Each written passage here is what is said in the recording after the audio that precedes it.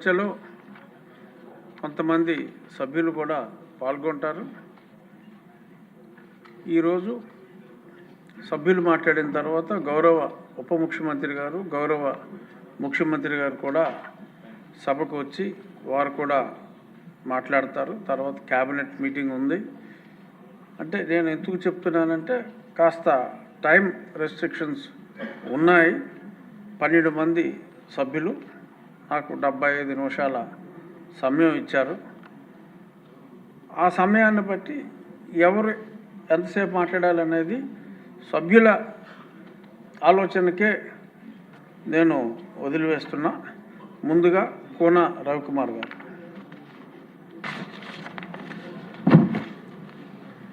ధన్యవాదాలు అధ్యక్ష. ఈరోజు ఆంధ్రప్రదేశ్ రాష్ట్రంలోనే కాదు ప్రపంచంలోనే హిందువుల ప్రతీకగా ఉన్నటువంటి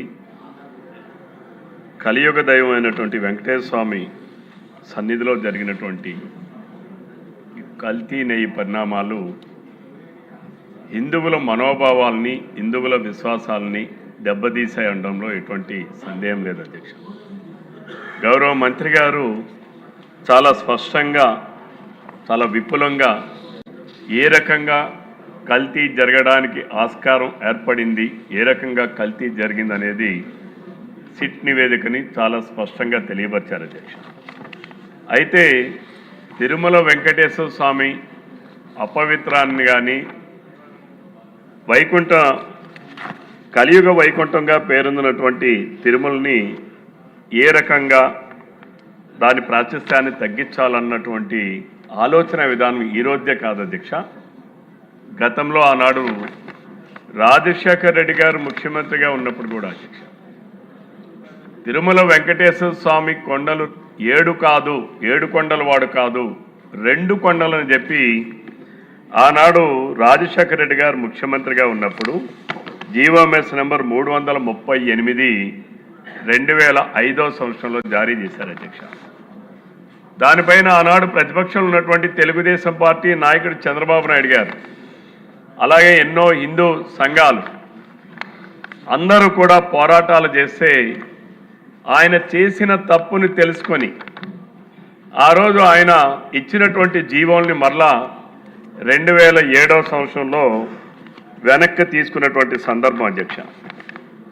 ఆయన దానిని ఒక ఆధ్యాత్మిక కేంద్రంగా ఉండాలి, ఈ తిరుమలను 7 కొండలకు అక్కడ ఉన్నటువంటి తీర్థాలు కానీ మార్గాలు కానీ అన్నీ కూడా దివ్యక్షేత్రంగా, తిరుమల దివ్యక్షేత్రంగా దాన్ని పేర్కొంటూ ఆనాడు ప్రకటన చేసే పరిస్థితి వచ్చింది అధ్యక్ష. అయితే ఆనాడే చంద్రబాబు నాయుడు గారు చాలా స్పష్టంగా అసెంబ్లీలో కూడా పోరాడారు అధ్యక్ష. ఆనాడు ఉమ్మడి రాష్ట్రంలో మీరు ఆ జీవోల్ని ఉపసంహరించుకోకపోతే మరలా మా ప్రభుత్వం వచ్చిన తర్వాత నేను ఉపసంహరించుకుంటా అనేటటువంటి పరిస్థితి ఆ రోజు చంద్రబాబు నాయుడు గారు నాటి శాసనసభలోనే చెప్పారు అధ్యక్ష. ఆయన అంతేకాదు అధ్యక్ష, మీరు ఉపసంహరించుకున్న తర్వాత నేను కాలినడకన తిరుమలకి వెళ్తానని చెప్పి ఎప్పుడైతే రాజశేఖర్ రెడ్డి గారు ఆయన ముందు ఇచ్చినటువంటి జీవో నెంబర్ 338 7 కొండలు కాదు వెంకటేశ్వర స్వామి 2 కొండలే అని చెప్పి పరిమితం చేసినటువంటి జీవోని విత్డ్రా చేసిన తర్వాత ఆయన కాలినడకను నడిచి వెళ్ళేటటువంటి సందర్భం కూడా ఆనాడు జరిగింది అధ్యక్ష. అంతేకాదు అధ్యక్ష, తిరుమల తిరుపతినే కాదు అధ్యక్ష, వెంకటేశ్వర స్వామి వారిని కించపరిచే విధంగా, అక్కడ జరిగే క్రమాలని కూడా కించపరిచే విధంగా వైఎస్ఆర్సీపీ పార్టీ ఏ రకంగా ప్రచారాలు చేశారంటే పింక్ డైమండ్ పేరుతో వైసీపీ అసత్య ప్రచారం అధ్యక్ష. పింక్ డైమండే లేదు అధ్యక్ష.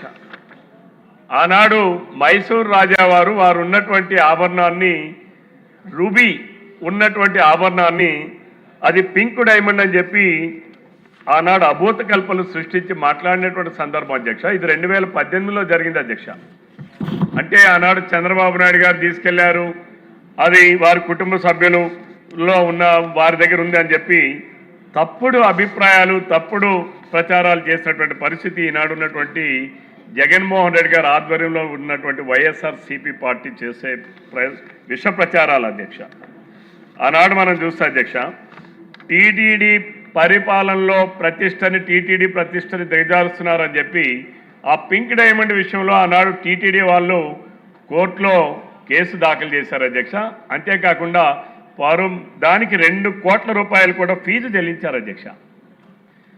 ఇది వైసీపీ ప్రభుత్వం అధికారంలోకి వచ్చిన తర్వాత వైవి సుబ్బారెడ్డి గారు చైర్మన్ అయిన తర్వాత అధ్యక్ష, ఏదైతే పింక్ డైమండ్ చంద్రబాబు నాయుడు గారు వారి కుటుంబ సభ్యుల దగ్గర ఉందని చెప్పి ఎన్నో ఫేక్ ప్రచారాలు చేసినటువంటి వ్యక్తులు వారు అధికారంలోకి వచ్చాక ఆ కేసును విత్డ్రా చేసుకున్నారు అధ్యక్ష. ఆ రోజు అనేక రిపోర్ట్లు కానీ ఆ రోజు మునిరత్నం రెడ్డి గారి నేతృత్వంలో జరిగినటువంటి దర్యాప్తులో కానీ అసలు మైసూర్ మహారాజ్ గారు పింక్ డైమండ్ అనేదే ఇవ్వలేదు, అందులో ఉన్నది కేవలం రూబీ మాత్రమే అని చెప్పినటువంటి సందర్భం అధ్యక్ష.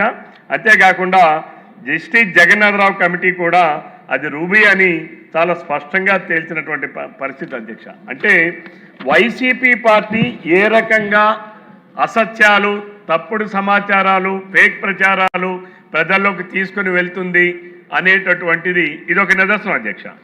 అలాగే మూడోది అధ్యక్ష, తిరుమలలో అన్యమత ప్రచారం అధ్యక్ష.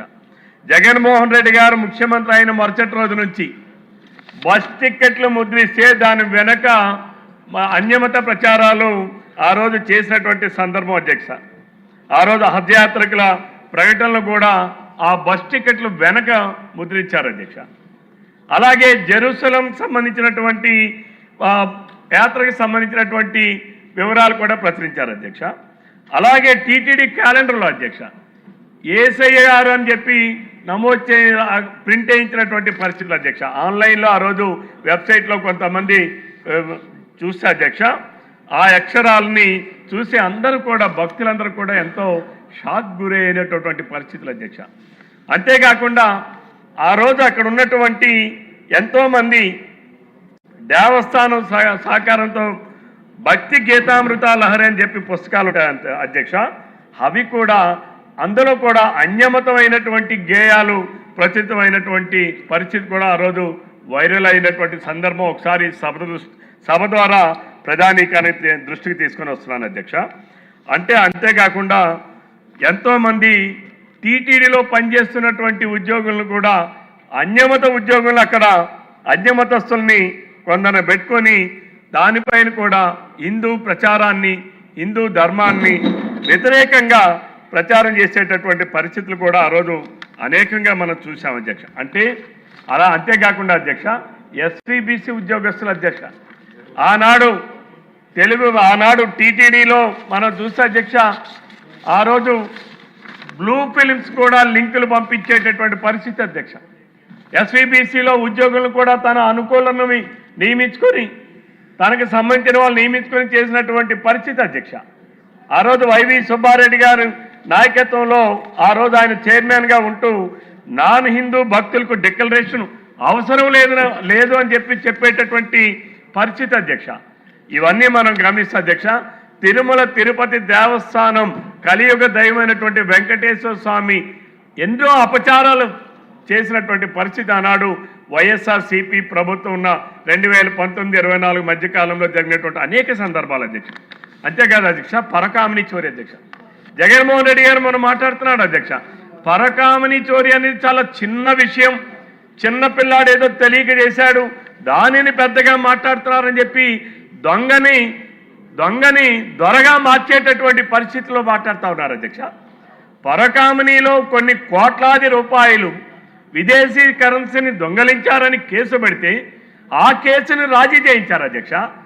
ఆ దొంగ సొత్తుని తిరుమల వెంకటేశ్వర స్వామికి ఆయన ఏదో దయతో ఇచ్చినట్టుగా కొంత దానం ఇప్పించి మిగిలిందంతా కూడా వైసీపీ అనునయులు వైవి సుబ్బారెడ్డి గారి నేతృత్వంలో చాలా దిగ్విజయంగా ఆ ఆస్తులన్నీ కూడా పంచుకున్నటువంటి సందర్భాలు అధ్యక్ష. అంతేకాక అధ్యక్ష గోవిందరాజు స్వామి బంగారం కూడా మాయమైనటువంటి పరిస్థితి ఈరోజు పత్రికల్లో చదువుతున్నాం అధ్యక్ష. గోవిందరాజుల స్వామి గారి శిఖరాన్ని మార్చాలి, 9 లేయర్లు వేయాలి అధ్యక్ష. తాపడాన్ని దానికి 100 కేజీలు కేటాయించారు అధ్యక్ష.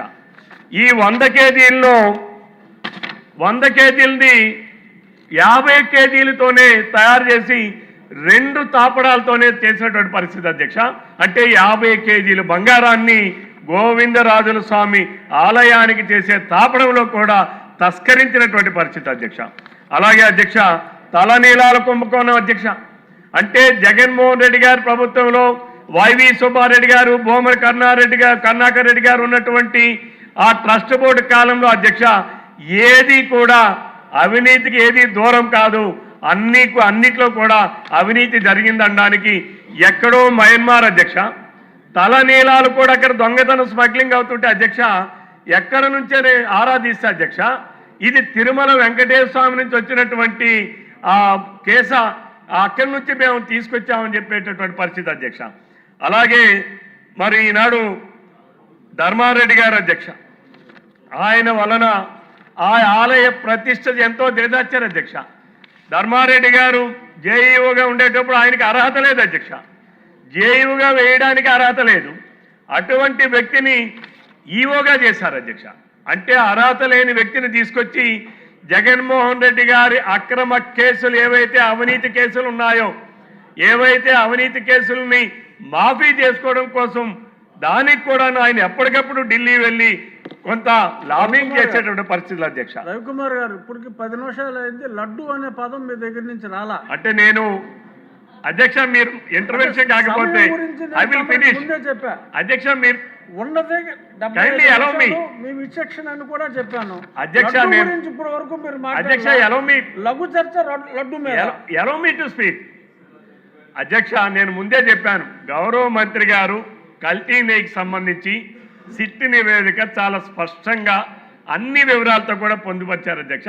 అంటే ఇది ఒక కల్తీ నెయ్యికి సంబంధించినటువంటి అంశమే కాదు అధ్యక్ష, ఇది హిందువుల మనోభావాల్ని ఏ రకంగా ఎప్పటి నుంచి ఇది ఏ రకంగా దానిని దిగదార్చుకుంటూ వస్తున్నారు, హిందువుల మనోభావాలను ఏ రకంగా దెబ్బతీస్తున్నారు, హిందువుల మత విశ్వాసాలను ఏ రకంగా దెబ్బతీస్తున్నారు అనేది ఈ సభ ద్వారా రాష్ట్ర ప్రధానికానికి గతంలో జరిగిన సంఘటనలన్నీ ఒక్కసారి గుర్తు చేస్తున్నాను అధ్యక్ష.